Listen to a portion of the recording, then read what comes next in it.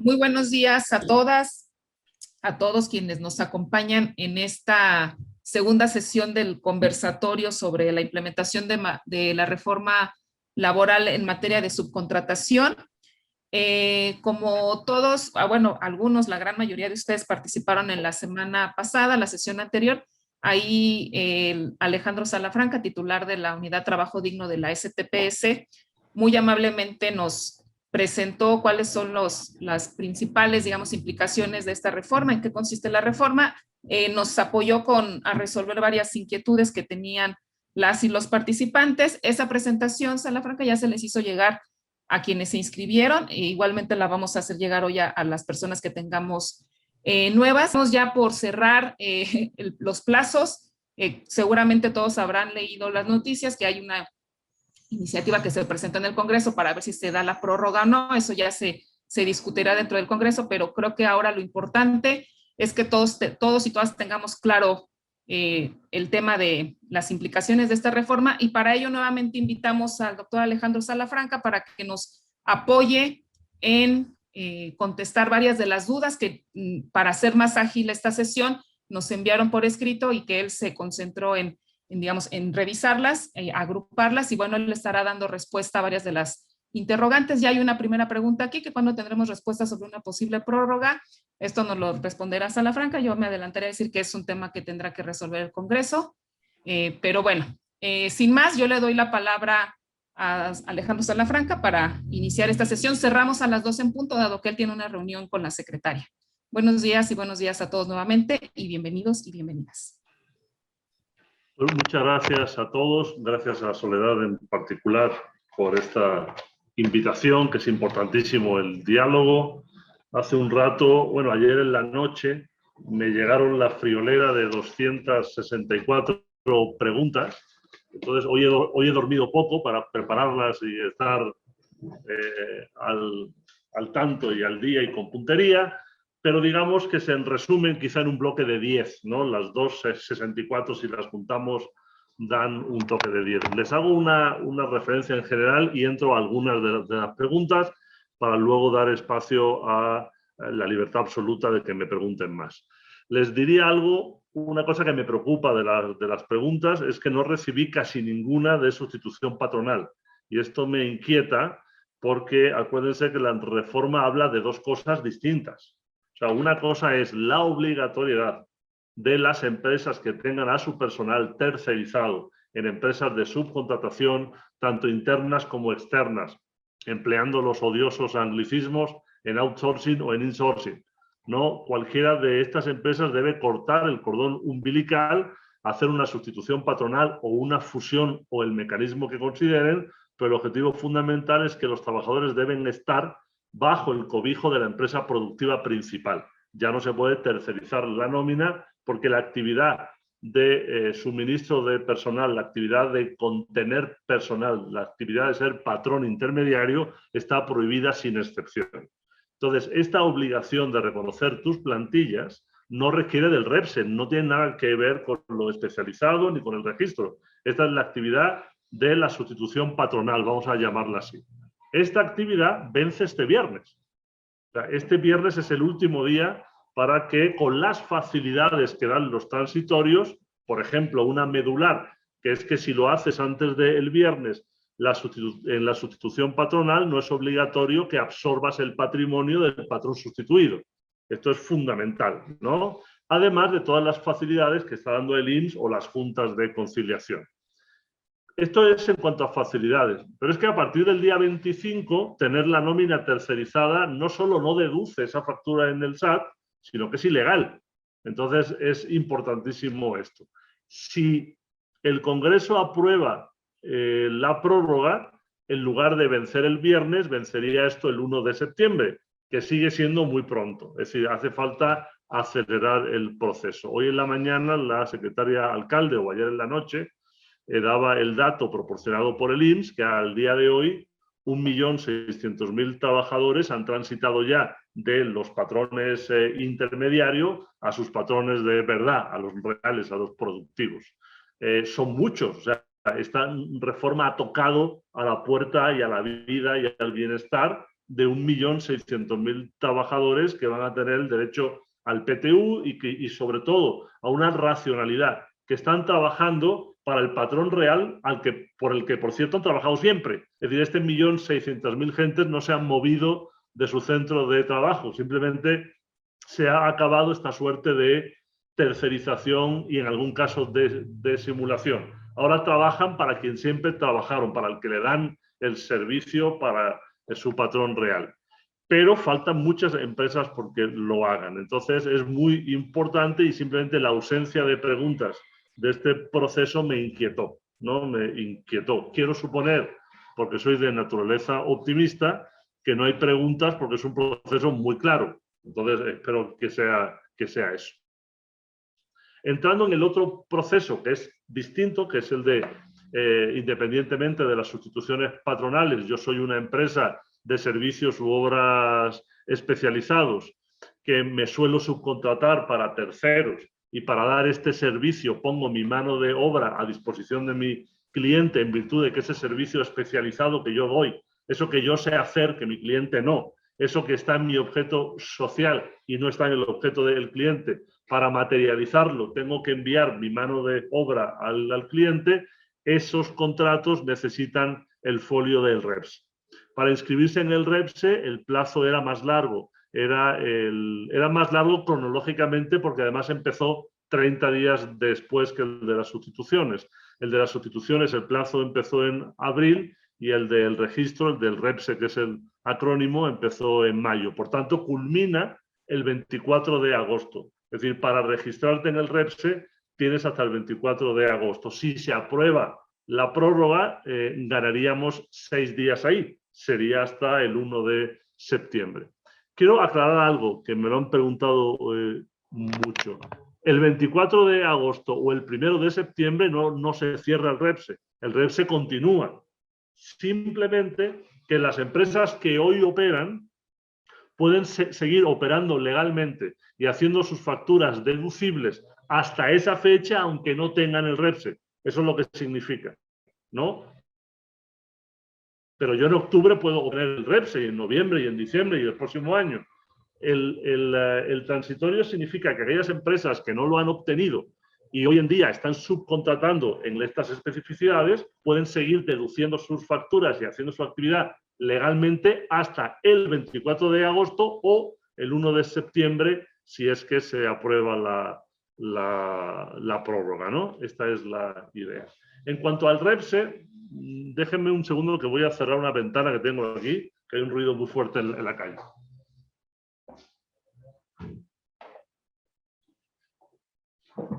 Listo, es que justo están podando unos árboles aquí en donde estoy.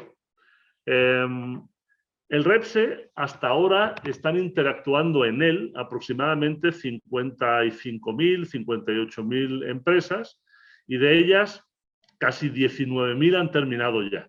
Es decir, ya hay un volumen enorme de empresas interactuando en el REPSE. Hay quien me pregunta, ¿son muchas, son pocas? No lo sé. No lo sé porque no conocemos el universo exacto de empresas especializadas que deben inscribirse en él. Tengan en cuenta que todas las empresas que dan servicios a otras y que en estos servicios no interviene mano de obra puesta a disposición de una empresa hacia la otra no requieren del REPSE. Por tanto, hay decenas de miles de empresas que no lo requieren, ¿no? Esto es importante. Acuérdense que la condición sine qua non para que necesites el REPSE es que ese servicio especializado que tú vas a dar, uno, sea distinto del objeto social de la otra empresa que te contrata, pero sobre todo que en ese servicio tú necesites que tu personal acuda a las instalaciones, se ponga al servicio o, aunque no esté en las instalaciones, esté en exclusividad dándole el servicio al cliente. Si no es así, si tú eres un proveedor de servicios que lo haces desde tu empresa, por ejemplo, si es un despacho de contabilidad, que le das la contabilidad a tus clientes y se la das por internet o acudes una vez al mes a recoger un papel, eso no necesita el REPSE, o los abogados no necesitan el REPSE, o las empresas de mensajería no necesitan el REPSE, pero sí necesitas el REPSE si tu personal está al servicio del otro. Quiero ponerles dos ejemplos. Acabo de decir que los despachos de abogados típicamente no necesitan el REPSE. Típicamente. Hay casos en los que sí. Por ejemplo, si yo tengo un cliente importantísimo que requiere que 7 abogados míos estén todo el día en la oficina del cliente, pues ahí sí, porque ahí hay 7 trabajadores, 7 abogados puestos a disposición del cliente. En ese caso sí, por ponerse el ejemplo. Entonces puede que un despacho obtenga el REPSE y tenga 100 clientes y para 99 clientes no lo necesite y para uno sí. Entonces, en ese contrato con ese uno, que es el único en el que he puesto los abogados a disposición, necesita el REPSE. Y les quiero poner otro ejemplo muy pedagógico de las empresas de mensajería. Empresas tipo DHL, UPS, Estafeta, etcétera, en la inmensa mayoría de sus servicios no necesitan el REPSE porque van a tu puerta, se llevan el paquete y punto, ahí no hay personal a disposición. Pero estas empresas me han dicho que tienen algunos clientes muy pocos, pero muy importantes, por ejemplo, algunas farmacéuticas, donde el volumen de embarque es tal que UPS o DHL o Estafeta tienen 8, 9, 10, 15 personas todo el día en el almacén de la farmacéutica empacando, embalando, emplayando y etiquetando. Bueno, en ese contrato sí les hace falta el REPSE porque hay gente de DHL o de UPS todo el día trabajando en la farmacéutica. Entonces puede que DHL tenga 100.000 clientes y necesite el REPSE para 4, ¿no? Por esta especificidad. Bueno, este es el tema principal. Otra cosa que les quería contar es qué dificultades han encontrado mayoritariamente las empresas en el REPSE. Y les quiero contar que básicamente han sido 3. Algunas de fondo y otras de forma. Las de fondo, la medular, lo que más empresas han rechazado del REPSE ha sido por un tema ajeno al REPSE, que es estar en regla con el IMSS, con el SAT y con el Infonavit. Lo único que hace el REPSE cuando tú entras a él con la e-firma es la e-firma lee tus datos desde el SAT, es decir, los datos de tu e-firma no están en el REPSE, ¿no? El REPSE hace una lectura con una comunicación por web service con el SAT. Una vez que tienes los datos de la e-firma que subiste, el mismo REPSE hace una consulta a la base de datos del SAT, del IMSS y del Infonavit. Esa información no está dentro del REPSE, son consultas en línea. Y estas 3 instituciones nos mandan taches o palomas, que significa que estás en orden con ellas o no. ¿En base a qué? En base a la normatividad de cada una de ellas, que además no es la misma. Es decir, los requisitos de cumplimiento o incumplimiento en el SAT son unos, en el Infonavit son otros y en el IMSS son otros. Unos son más laxos, otros son más duros, etc. Entonces, un tema principal es que lo único que te va a decir el REPSE es, oye, nos informa el IMSS que no tienes opinión positiva de cumplimiento. Pero litigar eso no hay que hacerlo en el REPSE. No, litigar eso hay que hacerlo en el IMSS, en el SAT o en el Infonavit.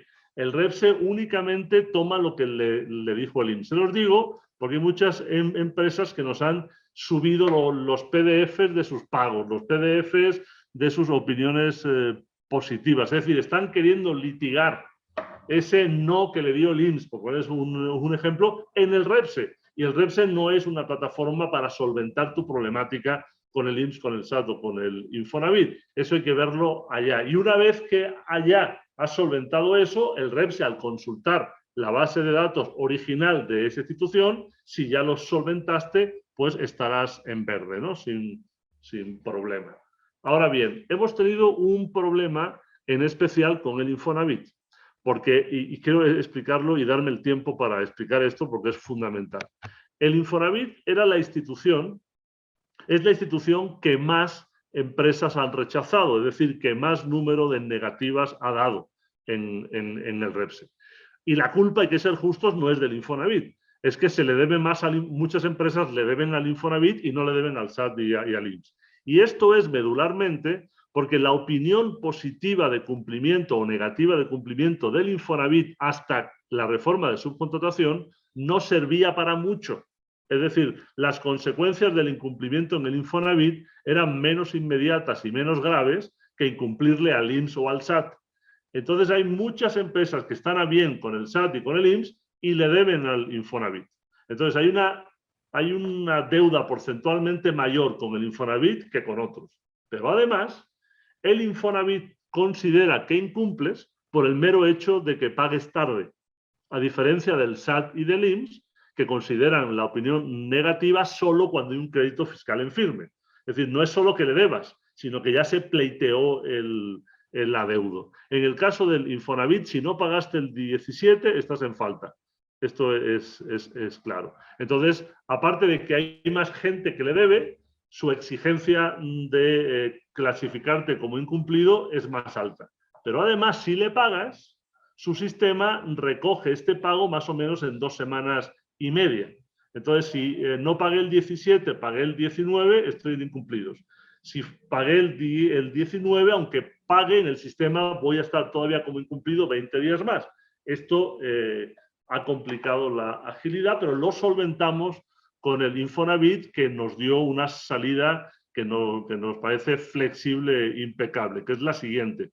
Las empresas que reciban, digamos, paloma verde del SAT y del IMSS y solo reciban tache del Infonavit, van a poder continuar con el registro y van a poder obtenerlos si cumple con el resto de las cosas. El Infonavit, por ley, nos tiene que dar un informe de cumplimiento de todos los registrados dentro de 4 meses. Si en 4 meses aquellos que hayan obtenido el registro con el tache del Infonavit siguen con el tache, se les retirará el registro. Los que estén bien, pues seguirán con él los siguientes 3 años, con una fórmula que nos parece impecable de romper el cuello de botella y pasar el corte duro dentro de 4 meses, ¿no? Que es un tiempo suficiente para que arregles tu problemática con el Infonavit y entonces ya no es la angustia de tengo que resolverlo en estos próximos 30 días, tienes 4 meses. Bueno, este es un tema importante. El otro tema, una vez que pasaste la barrera, la problemática fundamental que hemos detectado es en el fondo muy sencilla, es que hay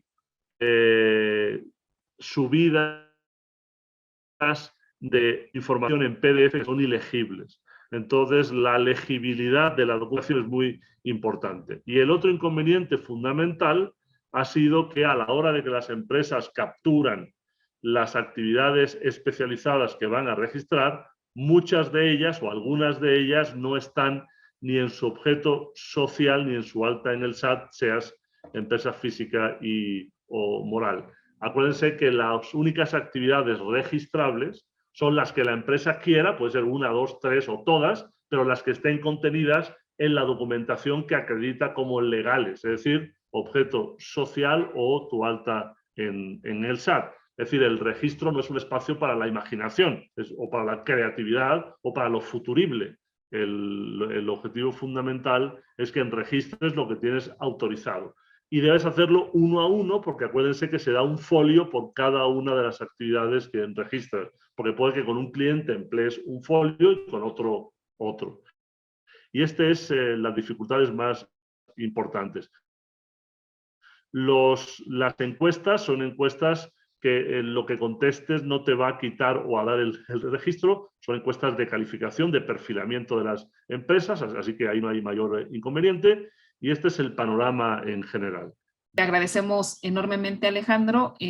Este segundo conversatorio vamos a tener más, les estaremos haciendo llegar las invitaciones. Vamos a trabajar rapidísimamente este manual, este ABC, para responder varias de las dudas y que también lo tengan por escrito y que nos ayuden a compartirlo incluso en todo el país. Vi que se conectaron secretarias de trabajo de otras entidades, lo cual me parece muy importante. Bueno, pues muchísimas gracias, Alejandro. Gracias. Nuevamente. Gracias, encantado. Hagamos esto. Veo preguntas que me incitan, como por ejemplo decía alguien, oye, la principal duda es el objeto social. No entiendo bien cuál es la duda aquí, pero antes de irme lo que digo es, tú puedes subcontratar cualquier cosa que esté fuera de tu objeto social. Si está en tu objeto social, la puedes contratar, pero no subcontratar si implica personal. Este es el tema fundamental aquí, ¿no? Y bueno, me tengo que ir, que voy a quedar mal en la otra cancha. Un abrazo a todos y la unidad de trabajo digno de la Secretaría del Trabajo del Gobierno de México es la responsabilidad el REPS después que estamos aquí, y le dieron esa responsabilidad a un área que pertenece a esta unidad, que es la Dirección General de Inspección, ¿no? Este es el tema. Muchas gracias, un abrazo y buenas tardes ya. Gracias, Alejandro. Pues muchas gracias a todas y a todos nuevamente. Les estaremos haciendo llegar el link del video de YouTube para que lo puedan ver y lo puedan compartir, y también las invitaciones a los siguientes conversatorios, y en cuanto tengamos el manual o el ABC también se los estaremos haciendo llegar. Muchas gracias y hasta luego. Gracias por todo, Paul.